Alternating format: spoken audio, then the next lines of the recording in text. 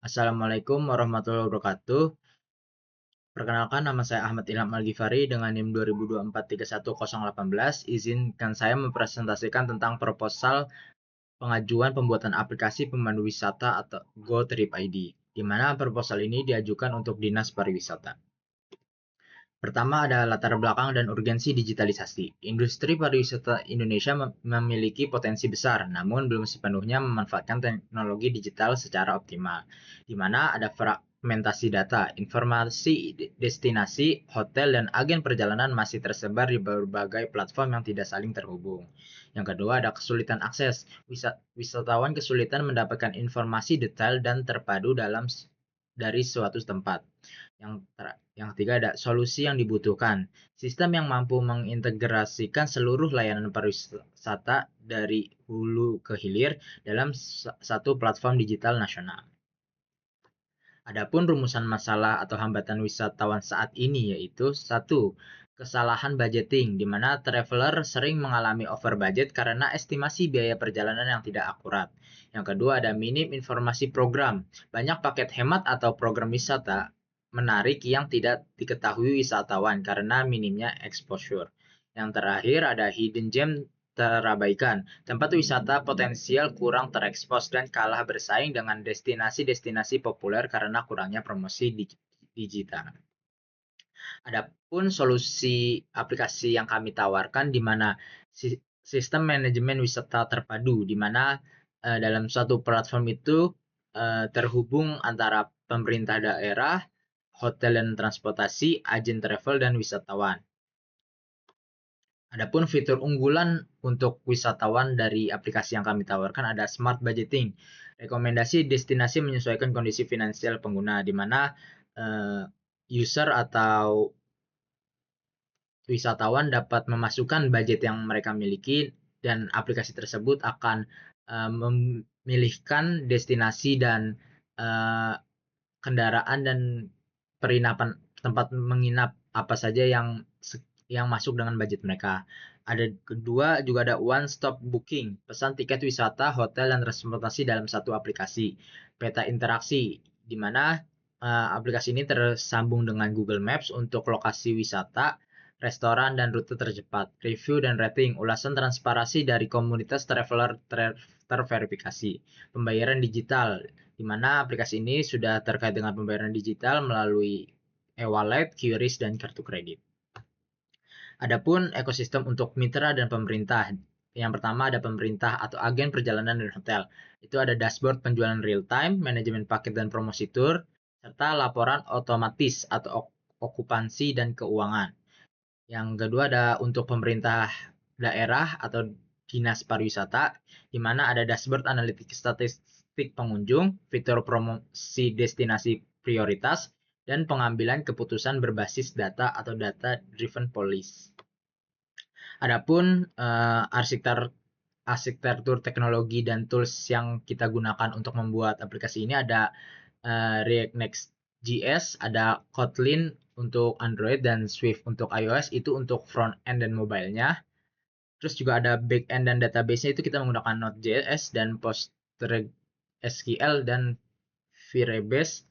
Dan untuk infrastruktur dan integrasi kita menggunakan AWS GCP dan Google Maps dan Midtrans Payment.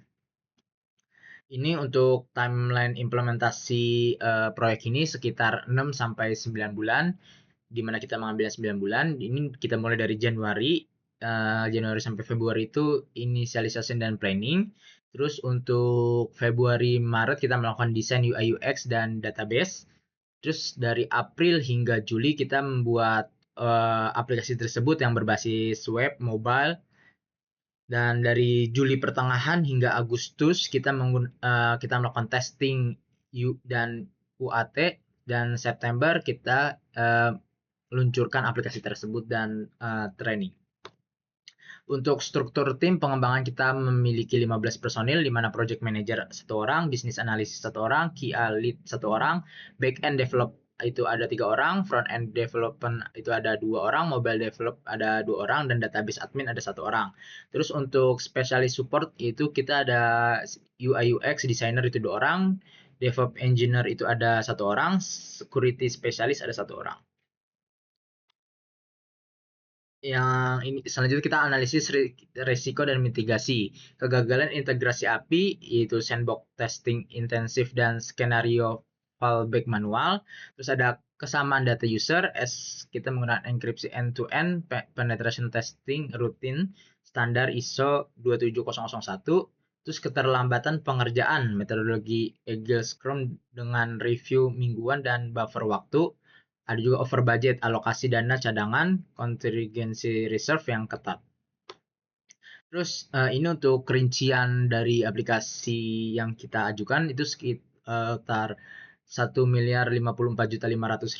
Harga tersebut sudah termasuk PPN. Dan di sini kita bisa lihat juga ada uraian dari anggaran tersebut seperti biaya personil itu 570 juta, biaya non personil atau infrastruktur itu ada sekitar 237.500.000, biaya operasional ada 95 juta, anggaran cadangan itu sekitar 47.500.000 dan PPN 11% itu 104.500.000 dan totalnya menjadi 1.054.500.000. Adapun juga jadwal termin pembayaran berbasis progres kerja atau performance based payment, di mana termin 1 itu sekitar 20% saat kick off meeting dan kontrak.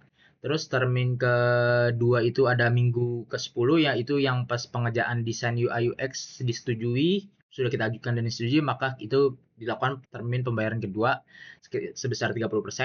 Termin ketiga itu ada 30%, itu di minggu ke-32 itu pas user acceptance test atau bisa dikatakan ketika testing. Dan termin keempat itu sekitar 20% pembayarannya itu minggu ke-36, di mana itu serah terima aplikasi itu sendiri. Adapun manfaat dan dampak proyek ini tuh kita bagi menjadi beberapa seperti transformasi digital, modernisasi infrastruktur pariwisata agar kompetitif di era 4.0. Ada juga pertumbuhan ekonomi karena dengan aplikasi ini peningkatan pendapatan daerah dan UMKM melalui promosi digital itu dapat meningkat. Terus bagi pariwisata itu memiliki user experience perjalanan wisata yang aman, terencana dan transparan. Terus untuk yang dampak terakhir itu ada smart government, itu keputusan kebijakan berdasarkan data real atau data driven. Mungkin cukup sekian presentasi proposal yang saya ajukan. Kurang lebihnya mohon maaf. Wassalamualaikum warahmatullahi wabarakatuh.